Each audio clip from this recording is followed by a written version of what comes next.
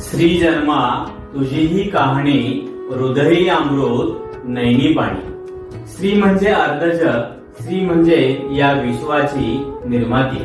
महिला दिनाच्या दिवशी स्त्रियांचं गुणगान गायलं जातं, परंतु वर्षभर ऐकू येतात त्या स्त्रियांच्या फक्त किंकाळ्या, आक्रोश आणि अवहेलना।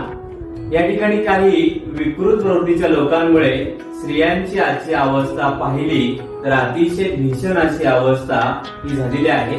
अगदी 2 वर्षांच्या मुलीपासून तर अगदी वयोवृद्ध महिलांपर्यंत यामध्ये कोणाचीही सुटका ही झालेली नाही। स्त्रियांना काय हवं असतं? स्त्रियांना हवं असतं माणूस म्हणून जगण्याची संधी, आणि ही संधी देणं आपली प्रत्येकाची जबाबदारी आहे।